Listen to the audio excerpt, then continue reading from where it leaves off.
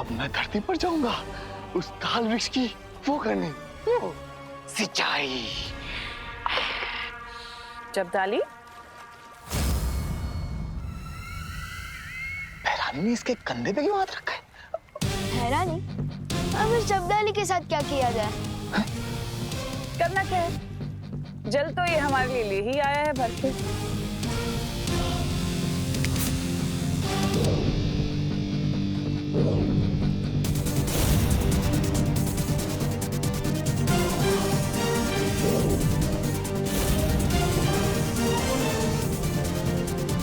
भैरानी, नन्ही उंगली की कसम, आपने इस बालवीर का मुंह क्यों ले लिया? अरे ढक्कन, तिमनासा ने बालवीर का नहीं, बालवीर ने तिमनासा का रूप लिया है। ये तो मेरे साथ धोखा हुआ है। मैं अभी भैरानी को बताता हूँ। भैरानी! अब तुम स्थिर मूर्ति हो गए हो। अब तुम्हारी खुद की खबर किसी को नहीं मिलेगी। दिमाग में भूसा, हाथ में जल, जब्दाली हो चलाचल। काम हो गया बाटर। बहुत खूब विवान। हमने जब्दाली को तो आसानी से मूर्ख बना दिया, लेकिन तिमनासा और कालपरी काल वृक्ष की मूल जड़ में हमें आसानी से पानी नहीं डालने देंगे। तो हमें क्या करना चाहिए बाटर? इस असली हथियार को छुपाने के लिए हमें नकली हथियार चाहिए होगा।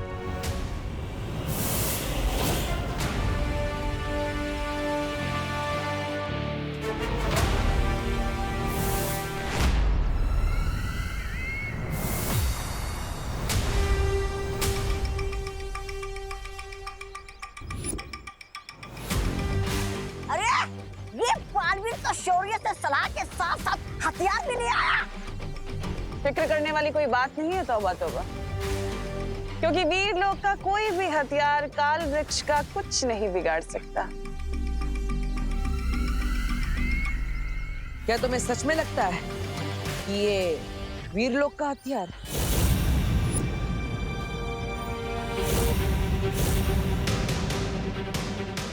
अरे भैरानी, रोकिए इसे, वरना हमेशा की तरह आपका आत्मविश्वास हम सबको दे डूबेगा।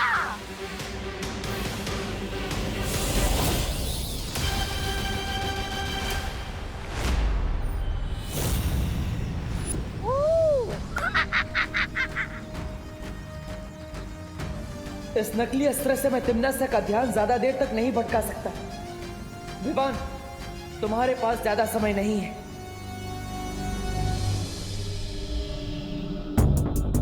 इतनी सारी जड़ें देख के तो मैं कंफ्यूज हो गया हूँ कि सांस कहाँ से लूं और काटूं कहाँ से। लेकिन मूल जड़ पर ही पानी डालने का जो कमिटमेंट किया है, निभाना तो पड़ेगा।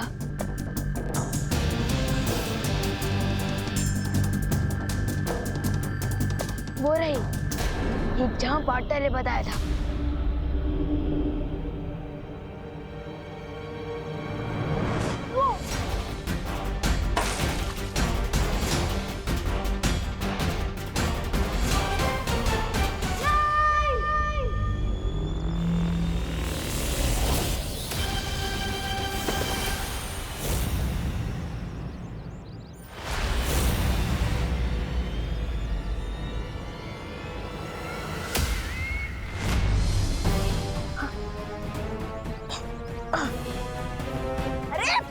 अभी तो आप जीत रही है, फिर ऐसी क्यों शक्ल बनाई है आपने, जैसे आपके थाली से कोई ताला कमा रोटी लेकर उड़ गया हो। ऐसा मैं नहीं बोल रहा हूँ। मुझे ऐसा क्यों लग रहा है कि हमारे साथ कोई चाल चल रहा है? ये जानबूझकर यहाँ पर समय बर्बाद कर रहा है। गड़बड़ है। तुम्हारा शक सही है तिमनासा।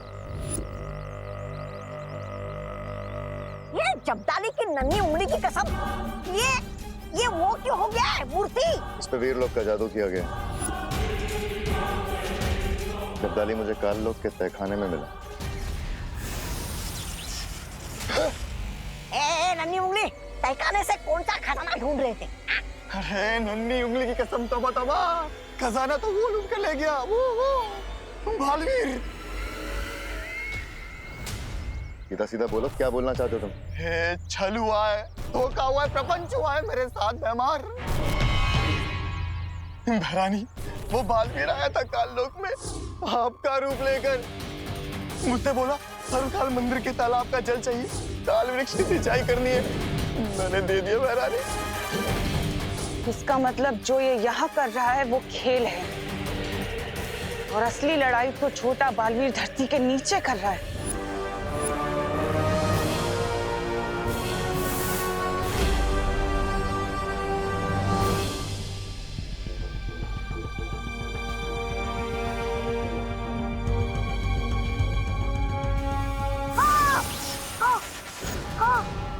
कालू के इस तेजब को हाथों से कैसे उठाऊं?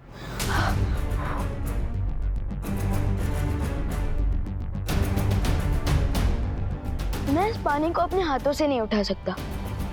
तो क्या हुआ? मैं अपने चल जादू की शक्ति से इस जमीन के टुकड़े को ही ऊपर उठा दूं, तो मूल जड़ तक पानी भी पहुंच जाएगा। काललोक का काला जल करते मिट्टी चल।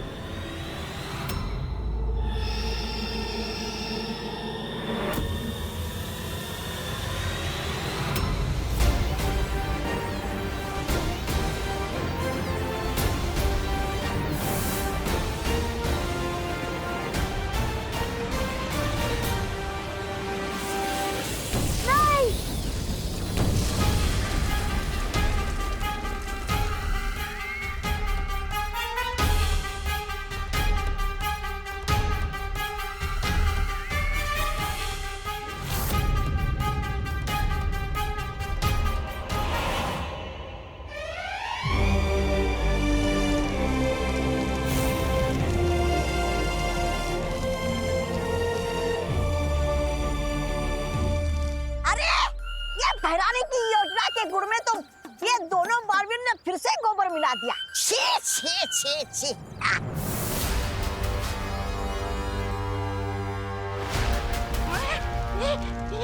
भाग तोबा।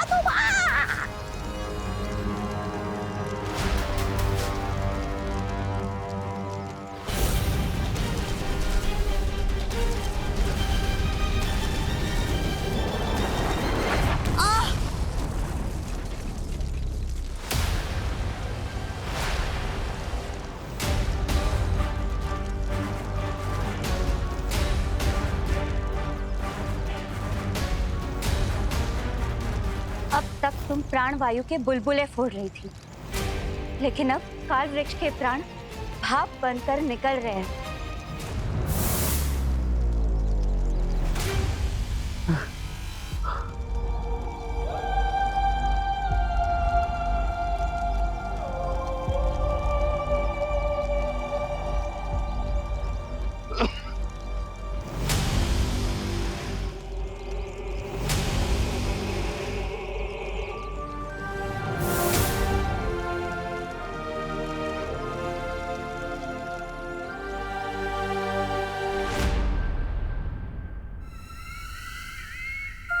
तुम अभी भी यहाँ क्यों खड़े हो तमन्ना सा? अपनी हार पर 2 मिनट का शौक मनाने के लिए? शौक तो अब तू मनाएगा।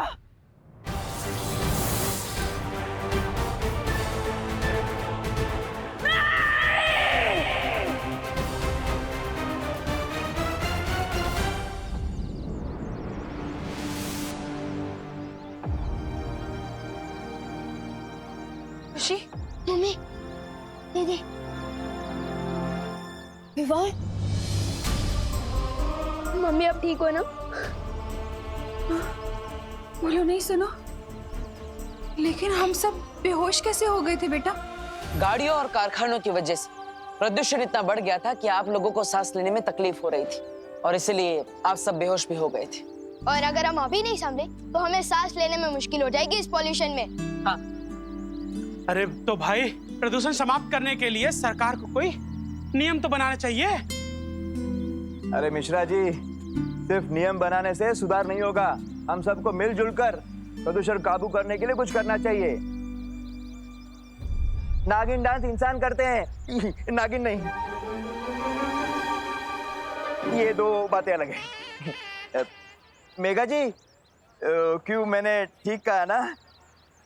दूसरी बात का तो पता नहीं कानून जी, पर पहली बात आपने बिल्कुल सही कही है। वायुमंडल को साफ रखने के लिए सबसे बेहतर उपाय यही होगा कि हम ज्यादा से ज्यादा वृक्षारोपण करें।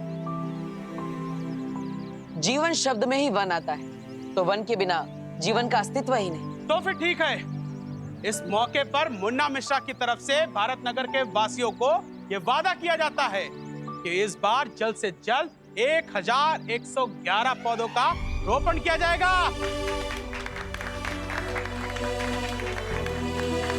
और वो भी साउथ अफ्रीका के जंगलों से मंगाकर। क्यों? ये बात तो जज़म नहीं हुई। और हम सब ये वादा करते हैं कि जब तक ये पौधे वृक्ष ना बन जाए, हम इनका ख्याल रखेंगे।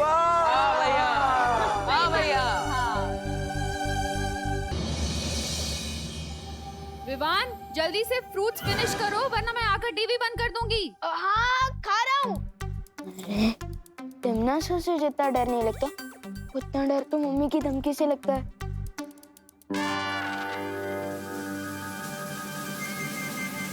प्लेट इतनी दूर है, और मुझे बालवीर होते हुए भी 4 कदम क्यों चलना, जब एक चुटकी से काम हो जाए।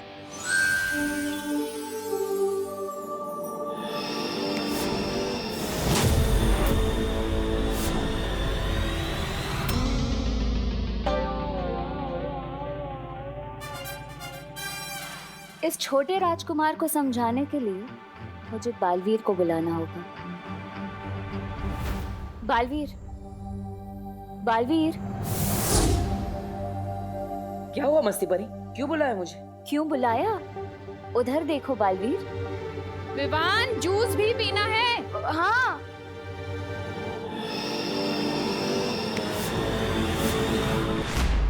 ये विवान अपनी जादुई शक्तियों का इस्तेमाल कितने भले काम के लिए कर रहा है। देखो बालवीर, समझाओ कुछ उसे।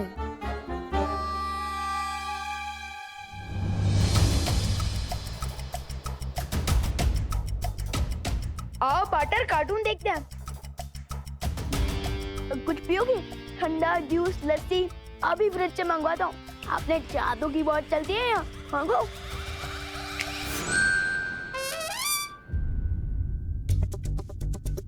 ये क्या कर रहे हो पाटर? ये सब क्या हो रहा है विवान? फ्रूट्स खाने के लिए भी तुम्हें जादू की जरूरत पड़ती? पाटर, अगर बिल्डिंग में लिफ्ट लगी हो तो सीढ़ियों का इस्तेमाल कौन करता है? तुम्हें ये जादू मजा करने के लिए नहीं दिया गया, परोपकार करने के लिए दिया गया है। अरे मैं मजा काम कर रहा हूँ पाटर, मैं तो टाइम बचा रहा था। जब चुटकी से काम होता है तो 4 कदम चलने में वेस्ट क्यों करूँ? इतना सीरियस मत हो पाटर, आओ कार्टून देखते हैं। हाँ। पाटर, ये क्या किया?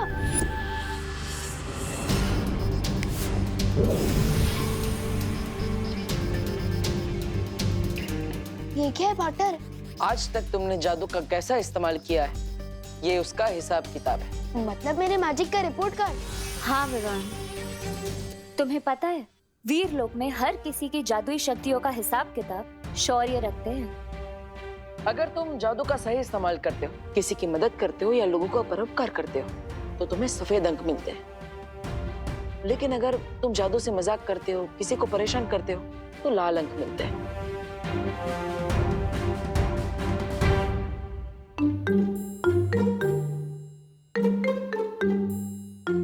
ये मेरा रिपोर्ट कार्ड तो खतरे का लाल झंडा बन चुका है। बिल्कुल, हर इंसान को हर काम दूसरों की भलाई के लिए करना चाहिए विवान। और तुम तो बालवीर हो ना, तुम अपनी आदतें सुधार लो विवान, वरना शौर्य तुम्हारी जादुई शक्तियां वापस भी ले सकते हैं। और ऐसा पहले भी हो चुका है विवान। जल्दी से मुझे कोई हेल्प बताओ ना पाटर, कि मैं अपने लाल रिपोर्ट कार्ड को सफेद कैसे बनाऊं? हाँ शौर्य। बालवीर, क्या तुम अभी वीर लोक आ सकते हो?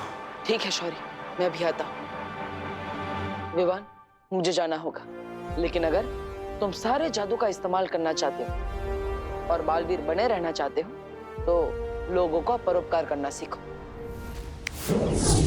परोपकारी जादू?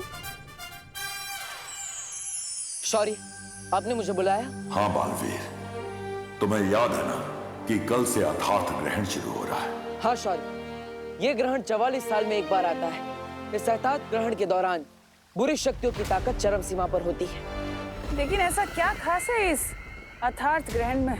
खास है तिमनासा, इसके साथ वीर लोक का एक ऐसा राज जुड़ा है जिसके खुलते ही सब कुछ बदल जाएगा। तो जल्दी ये राज खोलो कालपरी, क्योंकि ग्रहण कल ही शुरू होने वाला है। ग्रहण नहीं भैमार, सुनहरा मौका। सुनहरा मौका कल शुरू होने वाला है।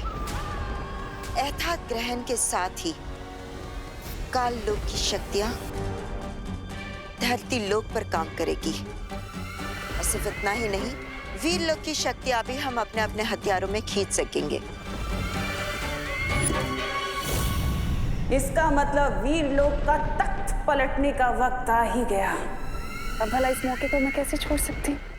इसलिए इस अथार्थ ग्रहण के दौरान मिले मौके का फायदा उठाने की कोशिश बुरी शक्तियां जरूर करेंगी। हमें तैयार रहना होगा बालवीर। आप चिंता मत कीजिए शौर्य, मैंने रज्जुरण बनाना शुरू कर दिया है, जिससे हम काल लोक की बुरी शक्तियों को ग्रहण होने से पहले ही रोक पाएंगे। शाबाश बालवीर, इस रज्जु रण को जल्दी पूरा तैयार कर लो, ताकि इसके इस्तेमाल से हम काल लोक के वासियों को ग्रहण के दौरान काल लोक के अंदर ही रोक कर रख सकें। परोपकारी जादू क्या होता है मस्ती परी? एक ऐसा जादू विवान जिसमें अपने फायदे के लिए नहीं पर दूसरों के फायदे के लिए वो जादू का इस्तेमाल किया जाता है। एग्जाम्पल देकर समझाओगे तो शायद समझ आ जाए। एग्जाम्पल? हाँ विवान, हाँ यहाँ आओ। देखो,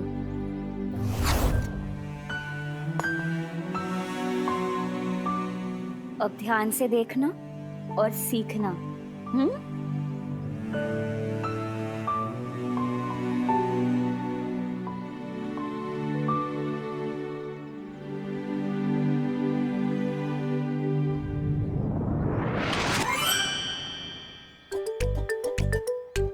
अब देखना परोपकारी जादू का कमाल।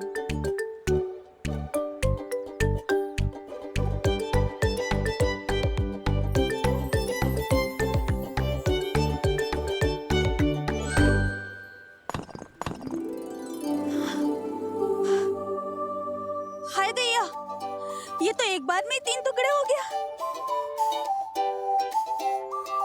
वाला देखती हूँ। अरे ये क्या? ये पत्थर तो कांच के जैसा टूट रहा है। शुक्र है भगवान का, आज ऐसे ही नरम नरम पत्थर मिल जाए तो घर जल्दी जा सकूंगी बच्चों के पास। आंटी को पता ही नहीं कि पत्थर नरम नहीं हुए बल्कि हथौड़ा गर्म हुआ है, मस्ती परी के परोपकारी मैजिक से, है ना? हाँ, तो अब तुम समझ गए हो ना कि तुम्हें क्या करना है? बेकार नॉट मस्ती परी, ये एग्जाम्पल मेरे दिमाग में पूरी तरह से छप गया है।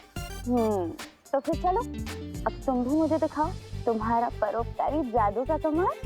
नेक काम में देरी क्यों? चलो चलो।